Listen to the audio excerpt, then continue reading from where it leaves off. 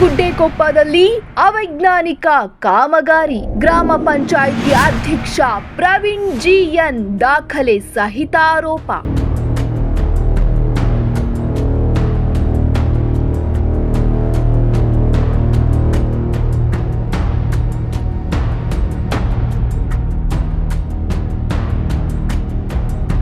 ಇದು 3 ವರ್ಷ ಆಗುತ್ತೆ ನಲ್ಲಿ ಹಾಕಿ, ಇನ್ನೂ ನೀರು ಬರ್ತಾ ಇಲ್ಲ.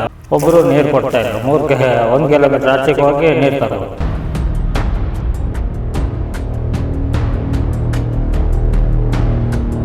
ಈ ಯೋಜನೆ ಏನಾಗಿದೆ ಅಂದರೆ ಸಂಪೂರ್ಣ ಕಳಪೆಯಾಗಿದೆ. 14ನೇ ತಾರೀಕು 2024ರಲ್ಲೇ ವಿಡಿಯೋ ಮತ್ತು ಫೋಟೋಗಳ ಮುಖಾಂತರನೂ ನಾನು ಅವ್ರಿಗೆ ಮನವಿ ಕೊಟ್ಟಿದ್ದೇನೆ. ನೀವು ಎಲ್ಲೇ ಬೇಕಾದ್ರೆ ಎಮ್ಗುಡ್ಡೆಕೊಪ್ಪ, ಮಸ್ಕಲ್ಲಿ, ಮಂಡಾನಿ, ನೀವು ಪ್ರತಿಯೊಂದು ಏರಿಯಾದಲ್ಲಿ ಹೋಗಿ ನೋಡಿದ್ರು ಈ ತೋಟಕ್ಕೆ ಡ್ರಿಪ್ ಪೈಪ್ ಮಾಡ್ತೀವಿ ನಾವು. ಈಗ ಬೇಸಿಗೆ ಕಾಲದಲ್ಲಿ ನೀರನ್ನ ಬಿಟ್ಟು ಮಳೆಗಾಲದಲ್ಲಿ ಸುತ್ತಿರ್ತೀವಿ. ಇಲ್ಲಿ ಅದೇ ರೀತಿ ಮಾಡಿದ್ದಾರೆ. ಅದು ಬಿಸಿಲಿಗೆ ಒಣಗಿ ಆ ಪೈಪ್ಗಳು ಏನಾಗಿದ್ದಾವೆ ಅಂದರೆ ಕೈಯಲ್ಲಿ ಮುಟ್ಟಿದರೆ ಜಸ್ಟ್ ಯಾರ ಕಾಲು ಟಚ್ ಆದರೆ ಮುರಿದೋಗೋ ಪರಿಸ್ಥಿತಿಲಿದೆ. ಅವರ ಕಷ್ಟಗಳನ್ನ ಕೇಳಿಸ್ಕೊಂಡು ನಮಗೂ ಸುಳ್ಳೇಳಿ ಈಗ ಏನಾಗಿದೆ ಗೊತ್ತಾ, ಒಂದು 15 ದಿನದಲ್ಲಿ ಸರಿಯಾಗುತ್ತೆ, ಒಂದು ತಿಂಗಳಲ್ಲಿ ಸರಿಯಾಗುತ್ತೆ ಅಂತ ಹೇಳಿ 2.5 ವರ್ಷದಿಂದ ನಮ್ಗೆ ಅವ್ರಿಗೆ ಸುಳ್ಳು ಹೇಳ್ಕೊ ಬಂದಂಗಿದೆ. ಸಂಪೂರ್ಣ ಆಗಿಲ್ಲ ಅಂದ್ರೆ ನಾನು ಖಂಡಿತ ಇಲಾಖೆ ಎದುರು ಸತ್ಯಾಗ್ರಹ ಜನರಿಗೋಸ್ಕರ ನಾನು ಕುತ್ಕೊಳ್ತೀನಿ. ಸುಮಾರು ಮನೆಗಳಿಗೆ ಇಂದಿಗೂ ನೀರಿನ ಸಂಪರ್ಕ ಸಿಕ್ಕಿಲ್ಲ ಎಂಬ ಆರೋಪ. ಕೆಲ ಮನೆಗಳಿಗೆ ಸಂಪರ್ಕ ಕೊಟ್ಟರೂ ನೀರು ಸರಿಯಾಗಿ ಹರಿಯುತ್ತಿಲ್ಲ. ಇಲಾಖೆಯ ನಿರ್ಲಕ್ಷ್ಯದಿಂದ ಸಾರ್ವಜನಿಕ ಹಣ ದುರುಪಯೋಗವಾಗುತ್ತಿದೆ ಎಂಬ ಟೀಕೆ. ಜೆಜೆಎಂ ಯೋಜನೆ ಸರಿಯಾಗಿ ಜಾರಿಯಾದರೆ ಮಾತ್ರ ಗ್ರಾಮಸ್ಥರಿಗೆ ಶುದ್ಧ ಕುಡಿಯುವ ನೀರು ಸಿಗಲಿದೆ. ಎಮ್ಗುಡ್ಡೆಕೊಪ್ಪ ಗ್ರಾಮ ಪಂಚಾಯತಿಲಿ ಈ ಕೇಂದ್ರ ಹಾಗೂ ರಾಜ್ಯ ಸರ್ಕಾರದ ಮಹತ್ವಾಕಾಂಕ್ಷಿ ಯೋಜನೆಯಾದಂಥ ಈ ಜಲ್ ಜೀವನ್ ಮನೆ ಮನೆಗೂ ಗಂಗೆ ಅನ್ನುವ ಒಂದು ಯೋಜನೆಯಾಗಿದ್ದು, ಈ ಯೋಜನೆ ಏನಾಗಿದೆ ಅಂದರೆ ಸಂಪೂರ್ಣ ಕಳಪೆಯಾಗಿದೆ. ಈ ಜೆಜೆಎಂ ಕಾಮಗಾರಿ ಸಂಪೂರ್ಣ ಕಳಪೆ ಎಲ್ಲಾಗಿದೆ ಅಂದರೆ ಮೊದಲನೇ ಆದ್ಯತೆ ಎಮ್ಗುಡ್ಡೆಕೊಪ್ಪ ಗ್ರಾಮ ಪಂಚಾಯತಿ ವ್ಯಾಪ್ತಿಯನ್ನೇ ಕೊಡ್ಬೋದು ನಾವು. ಟೋಟಲಾಗಿ 800ಕ್ಕೂ ಹೆಚ್ಚು ಮನೆಗಳಿದ್ದು ನಮ್ಮಲ್ಲಿ ಒಂದು 600 ಮನೆಗಳಿಗೆ ಜಲ್ ಜೀವನ್ ಕಲೆಕ್ಷನ್ ಈಗಾಗಲೇ ನೀಡಿದ್ದಾರೆ. ಬಟ್ ಏನಾಗಿದೆ ಅಂದರೆ ಎಲ್ಲ ಮನೆಗೂ ಕರೆಕ್ಟಾಗಿ ನೀರು ಹೋಗ್ತಾ ಇಲ್ಲ. ಏನು ಟ್ಯಾಂಕಿಂದ ಒಂದು ಹತ್ತಿರ ಇರೋ ಒಂದು 10-20 ಮನೆಗಳಿಗೆ ಮಾತ್ರ ನೀರು ಪೂರೈಕೆ ಆಗ್ತಾಯಿದೆ. ಮತ್ತು ಬೇರೆ ಎಲ್ಲ ಕಡೆಯೂ ಸಂಪೂರ್ಣವಾಗಿ ಒಂದು ಕಳಪೆ ಕಾಮಗಾರಿ ಮಾಡಿ ಗುತ್ತಿಗೆದಾರರಿಗೆ, ಸಂಬಂಧಪಟ್ಟ ಇಲಾಖೆಯ ಅಧಿಕಾರಿಗಳಿಗೆ ಹೆಚ್ಚು ಕಮ್ಮಿ ನಾವು CS ಅವ್ರಿಗೆ ಸಹಿತ ನಾವು 14ನೇ ತಾರೀಕು 2024ರಲ್ಲೇ ವಿಡಿಯೋ ಮತ್ತು ಫೋಟೋಗಳ ಮುಖಾಂತರನೂ ನಾನು ಅವ್ರಿಗೆ ಮನವಿ ಕೊಟ್ಟಿದ್ದೇನೆ. ಆದರೂ ಇಲ್ಲಿಗೆ 2 ವರ್ಷಗಳಾದರೂ ಸಹಿತ ಇದುವರೆಗೂ ಅದ್ರ ಬಗ್ಗೆ ಕ್ರಮ ಕೈಗೊಂಡಿಲ್ಲ.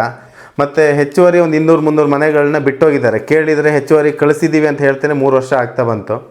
ಜನರೀಗ ಬೇಸಿಗೆ ಕಾಲ ಬಂದಿದ್ದರಿಂದ ನಾವು ಪಂಚಾಯತಿಯಿಂದ ಟ್ಯಾಂಕರ್ನಲ್ಲಿ ನೀರು ಪೂರೈಕೆ ಮಾಡ್ತಾಯಿದ್ದೀವಿ. ಸಂಪೂರ್ಣ ಕಳಪೆ ಕಾಮಗಾರಿ ಆಗಿದೆ. ದಯವಿಟ್ಟು ಈ ಮುಖಾಂತರ ಸರ್ಕಾರದ ಒಂದು ಹಣವನ್ನು ದುರುಪಯೋಗ ಆಗದೆ ಇದು ಜನರಿಗೆ ಫಲಿಸುವ ರೀತಿಯಲ್ಲಿ ಅಧಿಕಾರಿಗಳು ಈಗಲಾರು ಎಚ್ಚೆತ್ತುಕೊಂಡು ಸರಿಪಡಿಸ್ಕೊಡ್ಬೇಕು ಅಂತೇಳಿ ನಾವು ಈ ಮುಖಾಂತರ ನಿಮ್ಮಲ್ಲಿ ಮನವಿ ಮಾಡ್ತೀವಿ.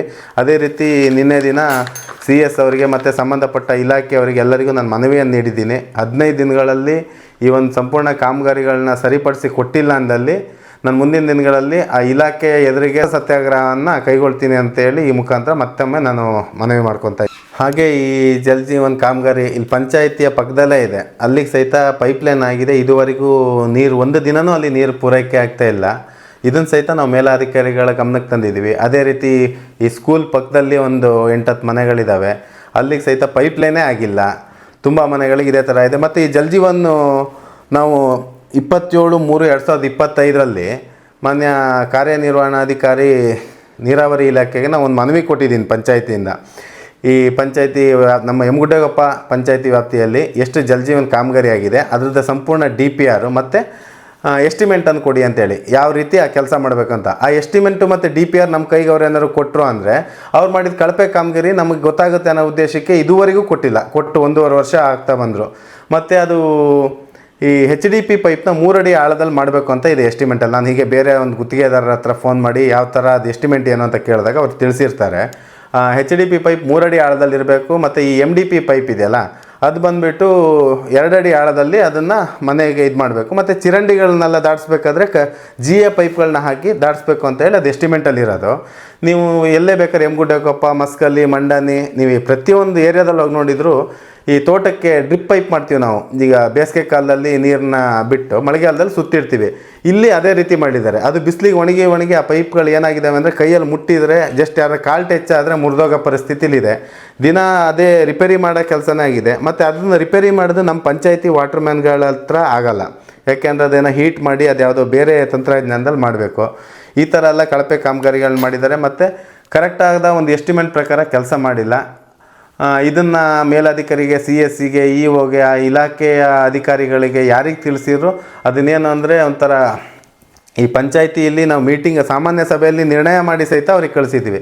ಈಗ ಎಲ್ಲದಕ್ಕೂ ಪಂಚಾಯತಿ, ಗ್ರಾಮ ಪಂಚಾಯತಿ ಸುಪ್ರೀಮು, ಗ್ರಾಮ ಪಂಚಾಯತಿ ನಿರ್ಣಯ ಸುಪ್ರೀಮು ಅಂತ ಹೇಳ್ತಾರೆ. ಅದು ಮಾತಿಗೆ ಅಷ್ಟೇ ಆಗಿದೆ ಬಿಟ್ಟರೆ ಯಾವ ಅಧಿಕಾರಿಗಳು ಗ್ರಾಮ ಪಂಚಾಯತಿಯ ಒಂದು ನಿರ್ಣಯಕ್ಕಾಗಲಿ, ಪಂಚಾಯತಿ ಅಧಿಕಾರಿ, ಪಂಚಾಯತಿ ಸದಸ್ಯರುಗಳು ಈ ಥರ ಮನವಿ ಮಾಡಿದರೆ ಈ ಥರ ಸಮಸ್ಯೆ ಆಗಿದೆ ಅಂದರೆ ಸ್ಪಂದಿಸ್ತಾ ಇಲ್ಲ. ಮತ್ತು ಸಂಪೂರ್ಣ ಹದಗೆಟ್ಟೋಗಿದೆ. ನೀವು ಬೇಕಾದ್ರೆ ನೈಜತೆ ನೀವೆಲ್ಲರೂ ಬಂದು ಸ್ಥಳ ಪರಿಶೀಲನೆ ಮಾಡಿ ಎಸ್ಟಿಮೇಟ್ ಪ್ರಕಾರ ಕೆಲಸ ಆಗಿದೆಯಾ ಇಲ್ಲ ಅಂತೇಳಿ ನೀವು ನೋಡಿನೇ ಬೇಕಾದ್ರೆ ಅದಕ್ಕೆ ಮುಂದಿನ ಏನಂತಾರೆ ಅದು ಒಳ್ಳೆಯ ಉತ್ತಮ ರೀತಿಯಲ್ಲಿ ಒಂದು ತನಿಖೆ ಆಗಬೇಕು ಅಂತೇಳಿ ನಾನು ಈ ಮುಖಾಂತರ ನಾನು ಎಲ್ಲ ಮೇಲಿನ ಸರ್ಕಾರಕ್ಕೆ ಮತ್ತು ಸರ್ಕಾರದ ಅಧಿಕಾರಿಗಳಿಗೆ ನಾನು ಮನವಿ ಮಾಡ್ಕೊತೀನಿ.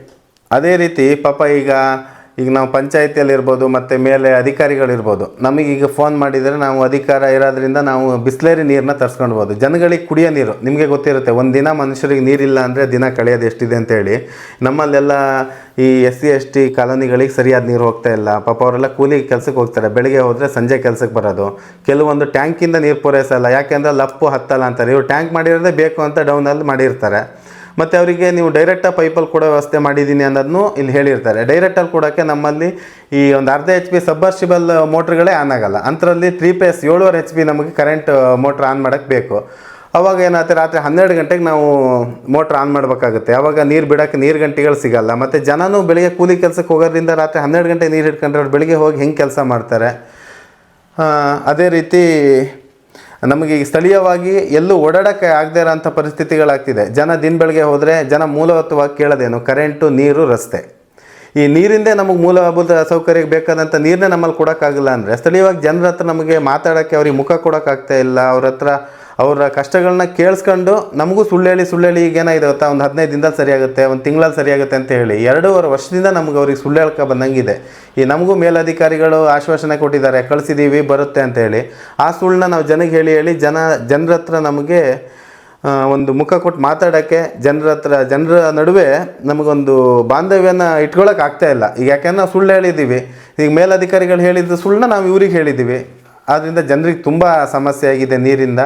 ಈ ನೀರಿನ ಸಮಸ್ಯೆಯನ್ನು ಇದನ್ನು ವಿಶೇಷವಾಗಿ ಪರಿಗಣಿಸಿ ಬಗೆಹರಿಸಿ ಕೊಡ್ತೀರಾ ಅಂತ ಹೇಳಿ ನಾವೊಂದು ನಿರೀಕ್ಷೆಯನ್ನು ಇಟ್ಕೊಂಡಿದ್ದೀನಿ.